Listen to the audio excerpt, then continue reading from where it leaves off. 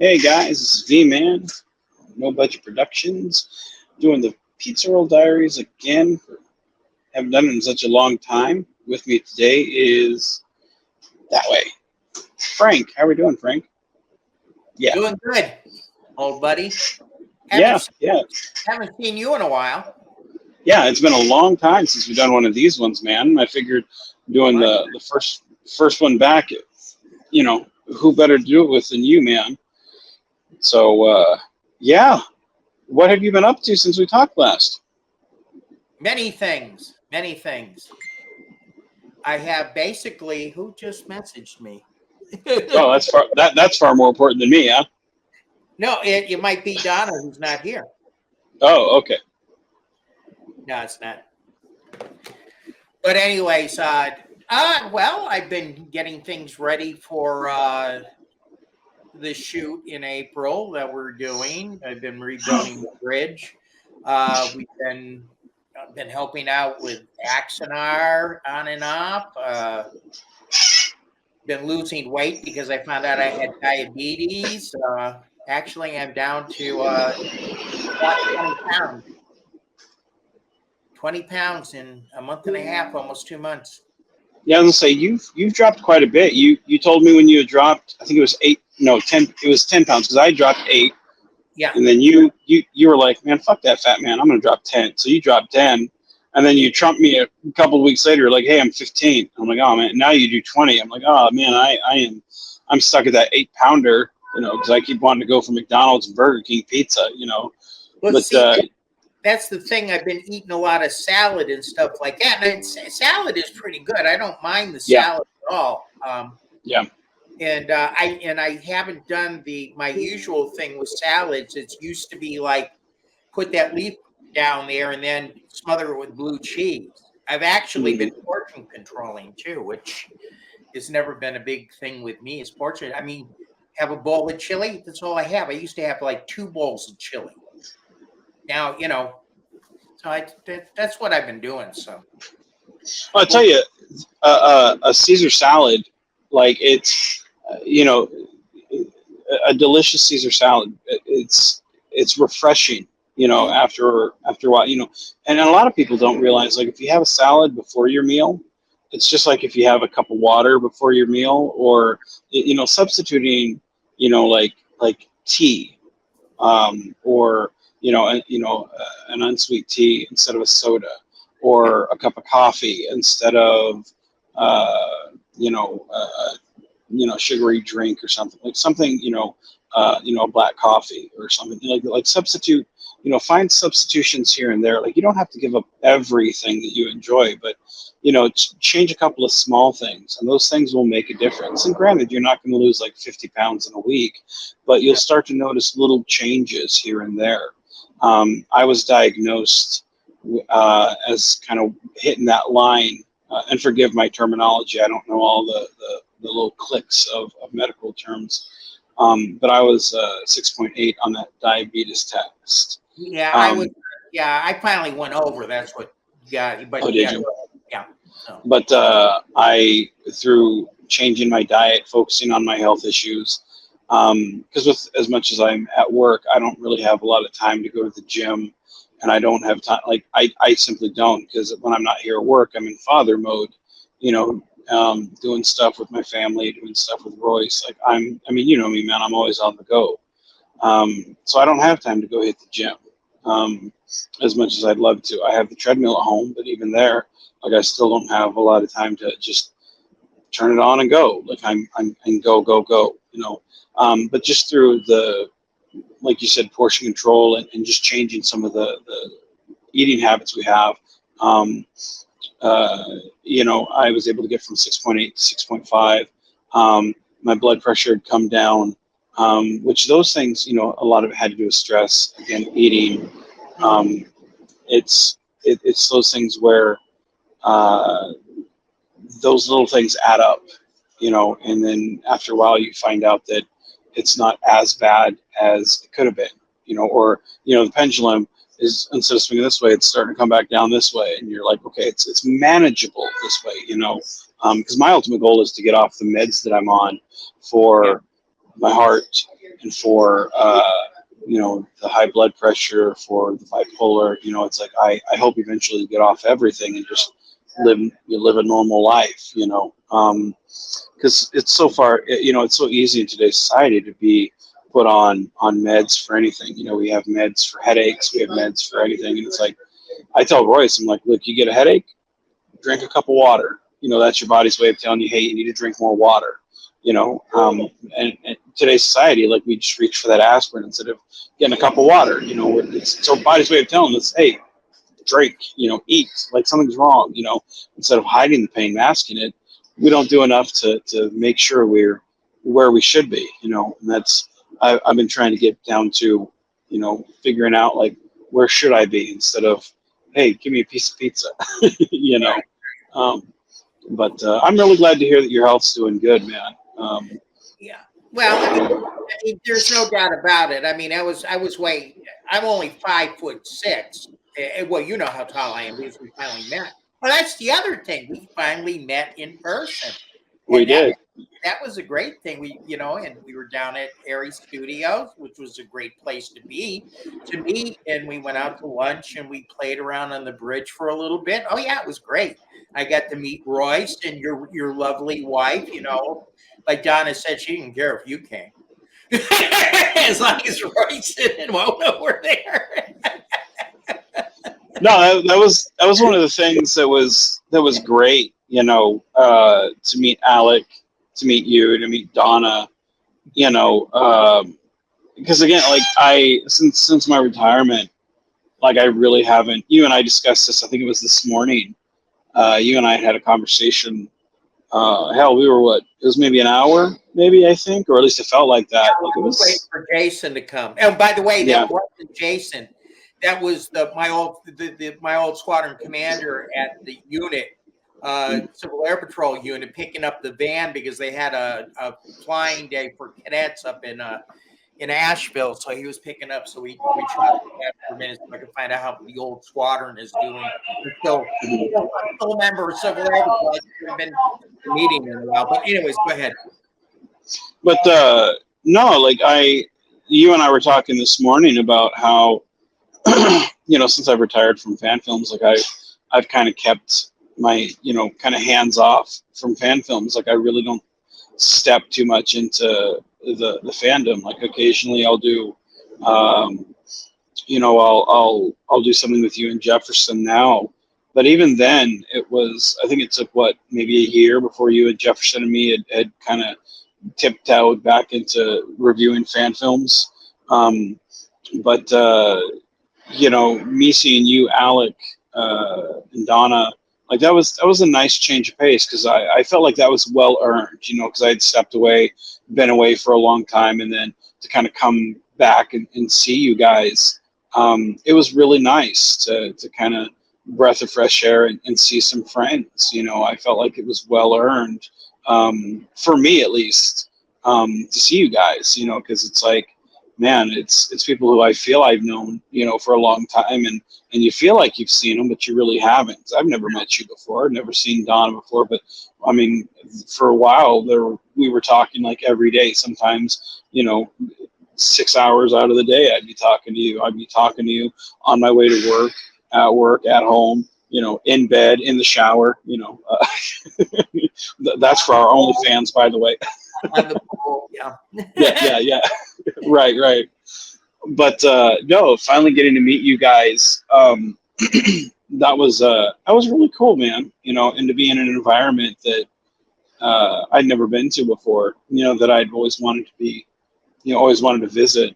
That was really cool, Um, And it is a great place. And that's the funny thing about it is it's the strangest places you get to meet your friends and stuff like that. And that was really a unique experience because it had been the first time. And I quipped when I was joking around when I came in because folks, usually Vance is the one who does the first time and everything, but I had already been to Aries Studio at least Yep. once before, twice actually before. Yeah, So several times. yeah. First time he was ever there, and I finally beat him at something. Yeah, no, it was one of the, like when you found out, because you were the first person that I told, hey man, I'm headed down there, if Yeah. you know, and you're like, well, dude, when I need, I'm gonna be there, and you made it a priority to make sure, and you fluctuated with me because there was, I know there was a couple days where I told you, I said, hey, we may be heading back a day early or a couple hours early, like Yeah. we. I know my communication now is not as on par as where it once was because it's like I'm kind of spacing now. But you were pretty accommodating to, hey, I'm going to be there. I'm going to make sure I'm there, to make it happen. And it was pretty nice to just drive up and see Alec in the parking lot. Of course, Alec being Alec, he's, one track mind of, on his way going somewhere, and then he sees me, but it was funny just to see him, you know, he's walking somewhere, busy as ever, and in the parking lot, and that's Alec. If you know Alec, he's always going somewhere, but it was nice to see. Excuse me. It was nice to see two sets of friends, who I've never seen either one. It was a little overwhelming, if I'm to be honest. Because again, I'm not used to this environment. Usually, when I go to a set, I'm used to looking at something and seeing plywood. I'm used to seeing something that, okay, we need to polish this, we need to vacuum this, we need to light this up, we need to get this. Let's touch these things up, but very seldom now am I used to going somewhere and being like, wow, I'm blown away. And that's where it was. To me, this was a real treat because like I told you guys, and I think I've said this in another video, so forgive me if I'm repeating myself, but this was very much like the first time when I went to Starbase Studios in Oklahoma. When I walked in there, and I walked through right next to the main viewers, a little doorway, and you walk up there, and then they shut the door, and it's a full 360, and you're just like, wow. And that's the way this felt, because this is also a 360 bridge, and you're immersed in that world, and it's so wonderful to see that and feel like a kid again. And I could only imagine Royce, who was running around all these stations. And I mean, he was just incredible. I mean, he was so blown away. I don't know oh if yeah, he would just. It was great watching him. oh yeah, it was great because I mean, I'll admit, as a parent, I was fearful of, okay, don't break something, don't touch a button and break it, like and that's all. Myself, never mind about kids. Right. Well, there's a little story when we went to Wolf and Dan's when we shot with Josh. Royce is at the science station, and he's saying his lines and everything, and of course he's a kid in a candy store, and he's pressing the buttons and everything, and he doesn't realize, hey, you don't have to bang the shit out of the button. He's just pressing, and buttons are coming off because it's like they're just simply glued on, man. It's you don't have. It's just like no difference in getting a Jolly Rancher and putting it on a piece of cardboard, and that's all it really is. If I'm oversimplifying it, no disrespect to anyone who's made a studio, but if you want to make one, go grab some Jolly Ranchers and look out for ants that are kind of attack you. The thing is what people don't understand, and we were having a discussion about that last night when we were with George and when we were with Jefferson doing Cynical Not Critical. It's just that people don't realize the amount of room we have, what we use to put things together, and how it looks on camera. They really don't. Oh yeah. When he was pressing those buttons, like buttons are falling off, and I was like, in my mind, I'm thinking, like, I'm looking over at Dan, and I'm like, I'm so sorry, Dan. He's like, that's fine, I'll get that, but it's fine. Yeah, and of course I'm like, yeah, but like if 5 more buttons pop off, you're gonna be like, look, fat man, if you do this again, I'm gonna, make you stack baseballs on a windy day. Don't you make him do that again, But it was so as I'm there at Alex, I'm sitting there going, don't break shit. Oh my God, But it was great to see him. seeing his eyes light up at seeing the bridge and living that, because he's been to Wolf and Dan's, but he didn't really grasp the full concept of what he was immersing himself into. Because again, 3/4 of the bridge is there, but then you've got the brick wall, with the glass windows. It's a set. When you go to Alex's bridge, it's you're fully immersed, and you're like, wow, it really is truly the land of make believe, and that it's a little different of an experience. And it's funny because the other day, and I had one of those proud papa moments. He was like, Dad? I said, yeah, what's up, son? He was like, can you turn on Star Trek for me? And I was just like, yes, I have succeeded in life. Everything else, I could solve world hunger and I wouldn't be as proud as I am right now. Right. Turn Star Trek on. Yeah, I was so happy. He was, of course, talking Lower Decks because he loves watching Lower Decks. Because that's his go-to Star Trek. For Christmas, I got him a little badgie, a little stuffed animal badgie. Oh, that's right. Yeah, little badgie. Yeah. I remember that now. Yeah. Oh yeah, he still has it, plays with it. But his go-to, and he's been watching with his mom. He's been watching Doctor Who. So, and at first he was like, I don't like watching this, it's because it's real life, and he's more into cartoons like DuckTales, and but he's getting into Star Trek, and he's getting into Doctor Who, and he's getting more into the sci-fi, His mind's beginning to imagine more, so we can see that, Yeah. But it's pretty, it's good to be in those, it's good to live vicariously through him and go, man, I can't wait to see where sci-fi takes you, But so one thing I wanted to take you down memory lane for a moment. So this is something I'm going to play for you, and this is for our fans. It's about 4 minutes long. But it's one of my favorite scenes, and I'm going to play this, and then when it's done, you and I can discuss it. And so here we go.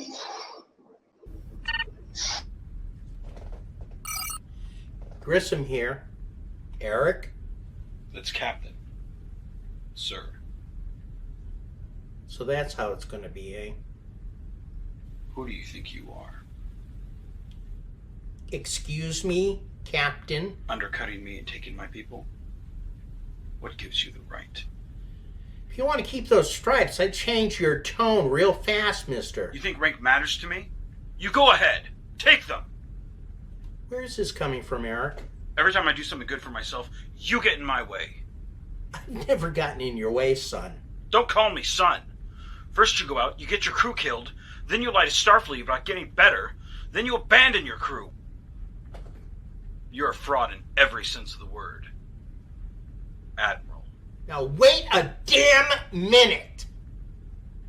You have no idea what I went through after all that. Everything came crashing down on me, and I did what I had to do. Oh, what you had to do. Not giving a damn about anyone else in your way. Again, I've never gotten in your way. The Ajax promotion. That should have been mine. The Melbourne promotion. That should have been mine.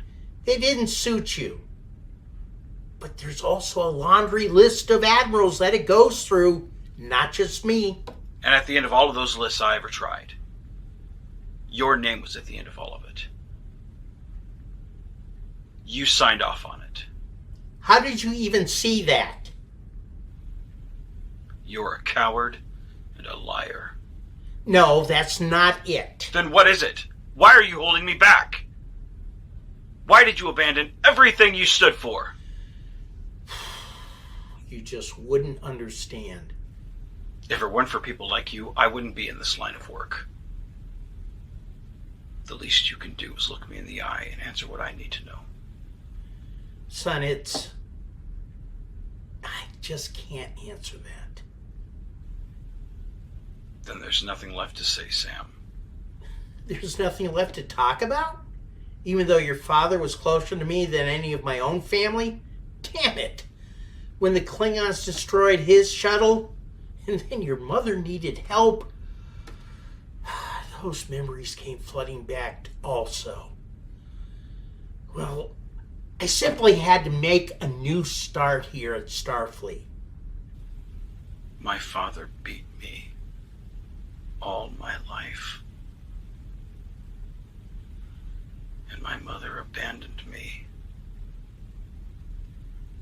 These were not good people.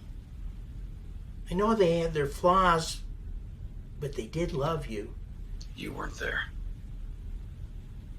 You never felt the fists as he hit me. You want to act like he was such a great man. Do it on your own time. I may not have a lot of time. I'm taking an assignment. Possibly the most dangerous one I've ever had, and I thought that we could... Well, Admiral, I'll see you out there.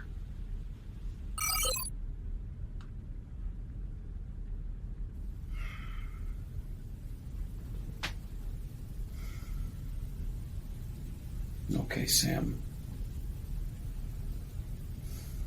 You're still in my crew. I think it's time I look into Project Gemini.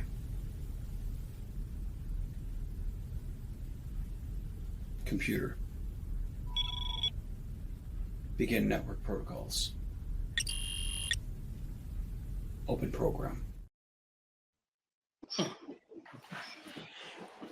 I could watch that over and over. I love that scene. I really did. Dude, so I think you and I have, like, we've gone through all over the spectrum, from good friends to bitter enemies to star-crossed lovers. And pole dancers. There you go. There you go. So looking back at what I would consider probably one of the best scenes in the Constar Chronicles. Yeah. It's what do you think of? Because you now have Crossroads. This was at the beginning toward all that. This was actually, I think that scene was probably one of the best setups. Yeah, it was running up the hill. Running up the hill. Yeah. Yep. Yeah. This was pre-Crossroads, setting up the Crossroads Fair, and still in the setup of the hostility between the two characters. I think it's a great rivalry, and you see the tension, the hostility on your side, the desperation of trying to mending a relationship, which I think any father type figure would for someone who's going off on a great journey, or for someone who under certain circumstances would feel like their time is passing, or passing them by, and then someone else who on the son's side, the younger side, would see the anger, the hostility that they have, and just can't seem to let it go. I think you and I both play this scene respectively. I think neither one of us outshine each other, but I think we both lift each other up to just wonderful. I think it's the first time we realized, it's the first time we've ever done it. It was the first time we had actually done anything together. And I remember just feeling that the chemistry was there, and we were in two different locations, and neither one of us knew how the other was going. Well, yeah, I guess we did know how each other would react, because we reacted the way we knew each other. Yeah. Well, we had the inspiration because we knew that there would be tension. Me having at one point not cared for you all that much, for having left Fan Films, and you going, who the fuck are you? Vance who? And we knew early on, okay, this is where we want there to be tension between these two characters. Just how are we going to display this? And once you and I hammered out, hey, this is how it can go, and then adding the father-son dynamic, and then the baggage and the history, and then, hey, let's add this other level, and then this other level, and then this other level. It really gave that you son of a bitch, vibe to it. And I love, because the more your open-handedness, the more I'm close fist. And it's such a wonderful, relatable scene. And like, I pride myself on writing relatable scenes for characters, especially based on the people I know. But at this point, like, I really didn't know you all that well. I knew you some, and we were getting to know each other. But I mean, like, right now, if I were to say, hey, I'm gonna write a scene for Donna, I know Donna pretty well. I can write a pretty, here you go, Donna. Same thing with you. I was gonna say, you've done good. I mean, in You Are Recalled, that scene between Donna and I, where yeah, I'll be your thorn anytime. Yeah. Well, it's the same thing. Like, you the way you try to crack up joke, like, it's the same thing in Some of Us Stand on Our Own Together. That's honestly my favorite. If I were to say, name your favorite Grissom scene, I would say Some of Us Stand on Our Own Together. When you tell the joke about yeah. the Adam and Eve. Yeah. I love that, because to me, it's one of the dumbest scenes in all of fan films, but it's such a, I don't know if it's such a Grissom, but it's such a frank moment, like, and I love it. And to me, I when I called, like, I remember calling you about that. I remember saying, hey, Frank, I want to tell this joke, and I want you to, like, to me, I can think of no better way than to have Bernard end, as he's leaving Starfleet, to have you end it with a joke and then a punchline, and then off I go. Just, I say my goodbye and off I go. Like, to me, I thought, let's end this on a happy, fun, and I love the fact that we have that chemistry of, hey, follow me, Frank. You can go on this, follow me on this journey. And you're like, all right, man, let's do this. And you trust me enough on the writing, and then you take it and you go. And I think this scene of you and me, like, even though we didn't know each other as well as we do now, it really comes across so relatable between anyone who's had a fight with a close friend or a relative, and especially with the way everything's politicized now, and with the left and the right and everything, getting over politicized, and people, leaving family members over either religious or political beliefs. We've all been hurt by those things, justified or not. We've been hurt, and this scene, I feel, just drips with that. Who's right? Because neither side's right. It's just human nature, and that's where I feel like the stories really go well, and I feel like you and I play really good off each other. I have to say that is without a doubt my favorite scene. But I really would like to discuss the scene sometime between Denson and I in You Are Recalled. Let's do it now. Like, let's go. Let's do it. Okay. Let's see if we can pull it up. Let me see. See if I can get in here. Preset. Yeah, it's been a while since I've done this. Video file, share screen. So open system settings. I need to find it. Oh, let's go. What do I want to do here? I want to go to. I'm on my Mac, so it's not as. Come on. While Frank's looking for that, let me go ahead and say, if any of you guys who are watching now, go ahead and find a video of ours that you enjoy, whether it's a fan film or if it's one of the critical, not cynical reviews that we do of other fan films, or if it's one of the old Pizza Roll Diaries that we do, or one of the upcoming ones, share it with a friend. We can only grow our channel through word of mouth. Yeah. And then, check out one of our fan films that we do, because we have over 150 on the channel, and leave a comment on them. Those type of things, as you know, none of us get paid.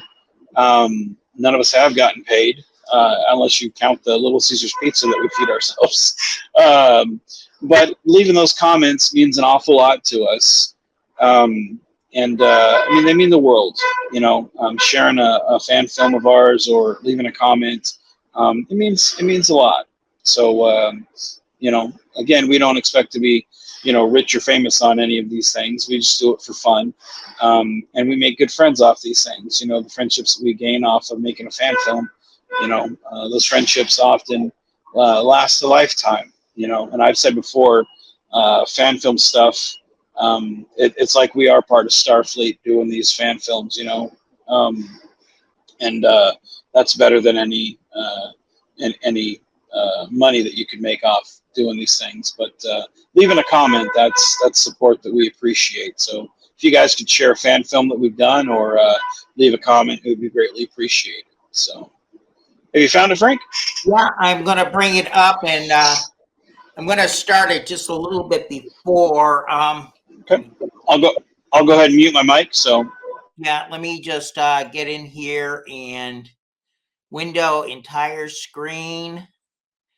All right, now I'm going to share this, and you tell me when Crossroads. Okay, share audio.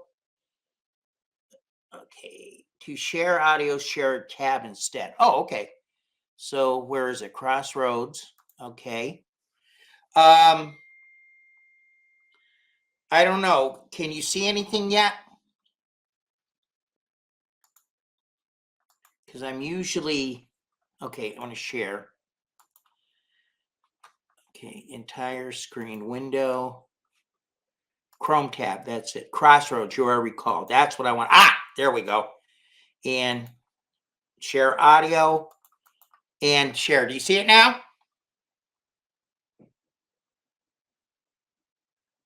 Vance?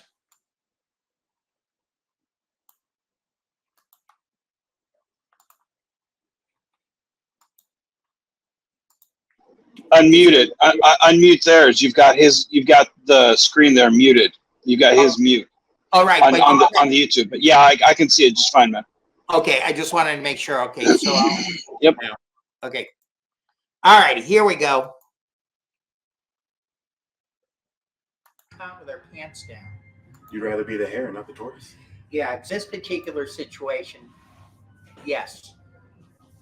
It's good to have the family back together. It is. Just make sure we don't have a repeat of last time. Agreed.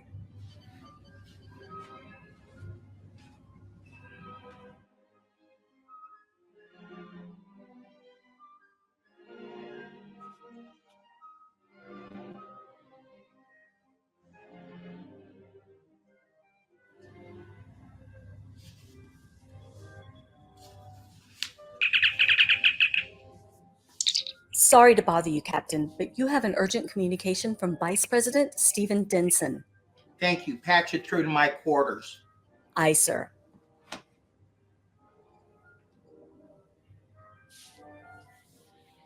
Hi, Sam. Stephen, you old cuss. How you doing today? I was about to say the same thing to you. And still more hair than me. With that hair so stunning, you should still be in a shampoo commercial. A lie that I can live with. So what can I do for you, my friend? I understand somebody was supposed to call me from high up to give me some odd orders. Sam, listen, I've never been good at arguing. It's just not my thing. But this Romulan situation, it's got people nervous. Honestly, I've always been nervous around. I can relate to that one. Sorry, Sam. After the attack on Mars, we just don't have the manpower to help them out. I don't see how one relates to the other. Mars was a huge resource. But not huge enough that we risk annihilation of an entire species, right? At this point, it's up to the people. The people are scared of the Romulans, and they're scared of the Senates. And it's up to us to make them feel at ease. So you want me to ease tensions with the Romulans? How do we help them? I'm not saying we can help. I just want somebody's unbiased opinion of the situation. Okay, so what are you not telling me? Sam, it would be helpful if you were of the opinion that we could not help the Romulans at this stage, given the situation at hand. You know, to me, this sounds like a cover up. No. It's crowd control with Federation population. You understand. So you think my history with the Romulans, I'm just going to go blindly along with this? I think at the end of the day, you're Sam Grissom. You know who the Romulans are, and I'm putting the right man in for this job. If at the end of the day you decide we help, then we certainly will.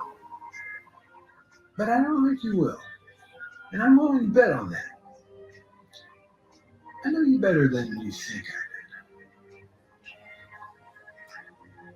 That sounds like manipulation. do. That's a friend knowing how another friend thinks, and letting him do what he does best.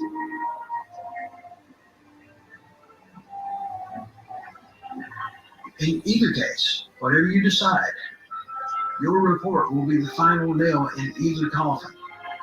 Help or not, it'll be in your hands. Denson out.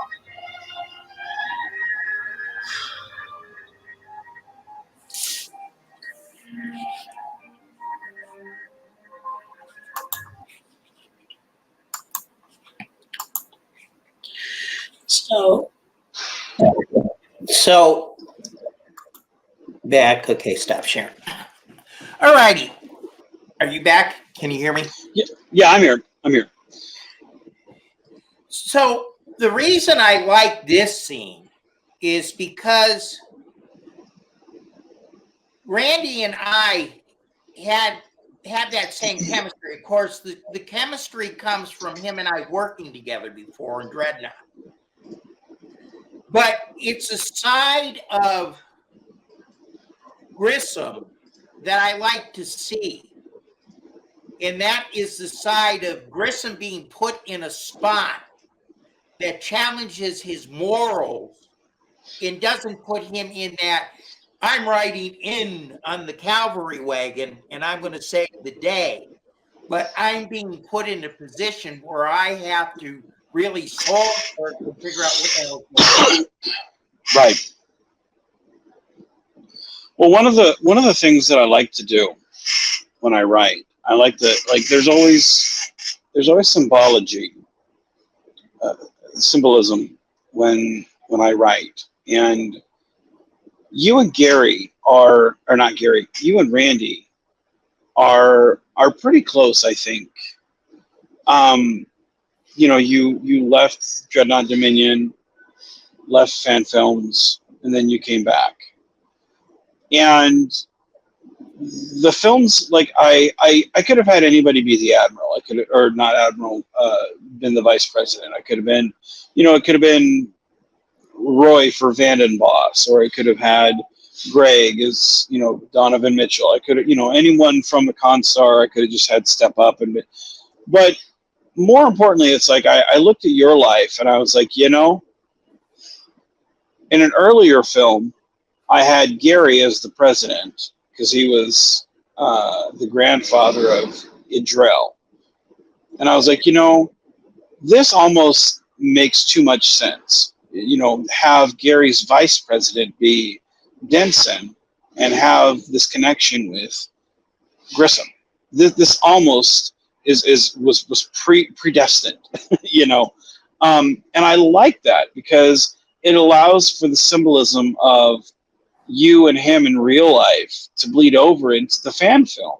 So then it makes the fan film a lot more believable, and it sells it a lot better than just two random actors. Which again, I'm all for two random actors coming together if they're good. But to me, two friends coming together to make a good film is a lot more genuine and heartfelt, and I buy it more. And I've always loved Randy's acting, and I love the detail that Randy puts into things, and I know you do. Like that fucking bow tie that he has, like you see it and you're like, what the hell is that? As soon as I saw that, he's like, hey, I hope you don't mind that I did that. I was like, no, why would I mind? Like I love it because it's like nobody else in their right mind would have been like, hey, can I use a bow tie? I mean, unless you're Matt Smith, from Doctor Who. Right, exactly. No, Randy But is good thing for things like that. yeah, but I loved it because putting Randy in that scene, he can speak to you. Denson can speak to Grissom in a way that nobody else could when he says, "No, I'm not. This isn't a cover up. No," and he has that believability where you're like, is he fucking with him? I don't know. I wrote the scene and I still don't know because and we don't tell Randy, hey, we're really messing with it. We don't know. We still don't have that figured out. And the beauty of it is he's such a believable, you know, uh, he's such a believable, friendly guy. It's like Jar Jar Binks is a Sith Lord. You don't know if you buy it or not, but you're like, that would be crafty. And so it's like, if Randy was behind it, you're like, that's good, but I don't know. So it puts just enough doubt there where it's like, man, it's good, but I don't know if I'm that smart, So, It's like him in Command and Conquer, where he's saying, "You want me to kill him with I'm trying to think of Dan down in there, yeah. He is listening, don't you?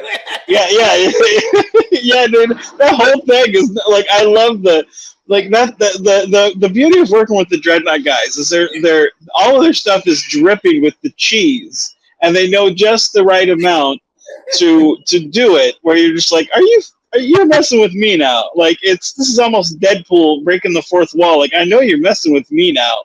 Damn it, And I love that about those guys. They're wonderful people, But he's one of the few people that can get away with talking to Grissom, but not talking down to Grissom or sounding like he's intentionally screwing with you or sounding like the villain, because it really is establishing, hey, Grissom jumped from the 23rd to the 25th century or late 24th century. Where are we at? And you're still establishing you're getting your shoes wet in the cement there. What are the new rules? So we don't want to establish anyone as, here's the new villain, because he's not. Or is he? We don't know, but we want to leave it open, and he plays it wonderfully well. I do enjoy the scene a lot.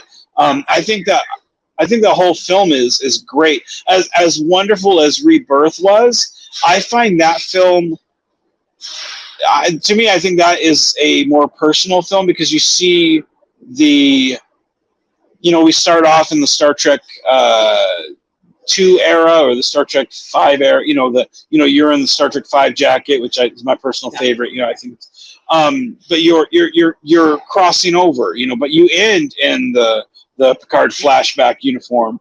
But everyone is. They're getting there, but they're not there yet. They're about to change, but they're not there yet. They're adjusting, and I love that period of adjustment. It's great, So when Bedford comes in and he looks and he says, "I hope they don't run out of energy with all these new uniforms." Yeah, and again, putting in those comments of real life stuff, it's like. To me, that's how people really would talk if we were in, and that's one thing that I love about Picard season 3 is it's our old friends of Picard, Riker, Geordi being the people. They're not the legends we saw back in the 80s and 90s. They're those people, but they're us. They're fleshed out. They're the people that we've grown accustomed to, and they're real talk, and I love that because to me it felt more fan filmish than it did. To me it felt more like what we do rather than looking back at Next Generation. and I relate to it a lot more. And I don't feel like it's coming from that old age vibe, although I relate to it on that level as well. It gave me a greater appreciation for what we do, and I loved it. It got me back into doing Star Trek for with me and Royce. Yeah. I think it gives fan films that shot in the arm. That and Strange New Worlds, I think, are just top notch. I mean, I'm not a huge fan of Discovery. Don't kill me, Discovery fans. But I think we really do have some good Star Trek out there with Lower Decks, Strange New Worlds, Picard Season 3. Especially if you go to a Star Trek convention, there's so many uniforms out there. You being an avid costume collector like myself, and there's so much to choose from, Nothing. Yeah. I don't have uniforms at all. No. Yeah. No. But well, man, I think we've been on air for 45 minutes. I think it's about time for me to go. I got other things I have to get done. But Sure, just leave me. Just leave me.